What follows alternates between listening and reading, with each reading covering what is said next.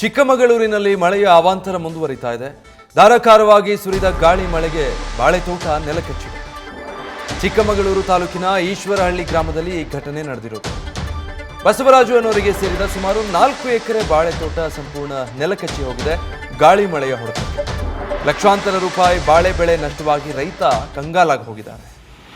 ಹೊಂಗೆಹಳ್ಳದ ಸುತ್ತಮುತ್ತಲಿನ ಕೆಲ ತೋಟಗಳು ಜಲಾವೃತ ಆಗೋಗಿದೆ. ರಾತ್ರಿ ಇಡೀ ಭಾರಿ ಮಳೆ ಸುರಿದಿದ್ದರಿಂದ ಹೊಂಗೆಹಳ್ಳ ಸಂಪೂರ್ಣವಾಗಿ ಹುಕ್ಕಿ ಹರಿತಾ ಇದೆ. ಐತಿಹಾಸಿಕ ಶಿವನಿ ಕೆರೆಗೂ ಕೂಡ ಭಾರಿ ಪ್ರಮಾಣದ ನೀರು ಹರಿದು ಬಂದಿದೆ.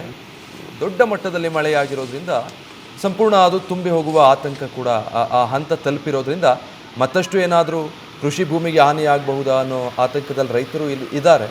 ಇನ್ನು ಮಳೆಯಿಂದಾಗಿ ಎಲ್ಲ ಹಳ್ಳಕೊಳ್ಳಗಳು ತುಂಬಿ ಹರಿತಾ ಇರೋದ್ರಿಂದ ಸೇತುವೆ ಮತ್ತು ರಸ್ತೆ ಮೇಲೆಲ್ಲ ಕೂಡ ಹಳ್ಳದ ನೀರು ತುಂಬಿ ಹರಿತಾ ಇದೆ.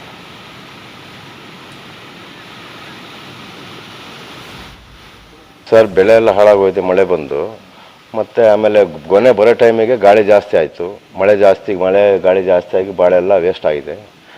ಮತ್ತು ಅದು ಕೊಡೋಕ್ಕೆ ಹೋಗೋಕ್ಕೂ ತಗೊಳಲ್ಲ ಸರ್, ಯಾರು ತಗೊಳಲ್ಲ. ತಿನ್ನೋಕ್ಕೂ ತಗೊಳಲ್ಲ, ಅದಕ್ಕೂ ಬೇಡ ಅಂತ ಹೋಗ್ತಾರೆ. ಆಮೇಲೆ ನಾವು ತಗೊಂಡು ಅಂಗಡಿ ಕೊಡೋಕೋರು ತಗೊಳಲ್ಲ ಸರಿಯಾಗಿ. ಸೈಜ್ ಇಲ್ಲ, ಎಳೆಕಾಯಿ ಬೇಡ ಅಂತಾರೆ. ನಾವು ಅದಕ್ಕೆ ಹೊಲದಲ್ಲೇ ಬಿಟ್ಬಿಡಿ ಸರ್ ಪೂರ್ತಿ. ನ್ಯೂಸ್ ಫಸ್ಟ್, ನಿರ್ಭೀತಿಯಿಂದ ನಿಮ್ಮ ಪರವಾಗಿ.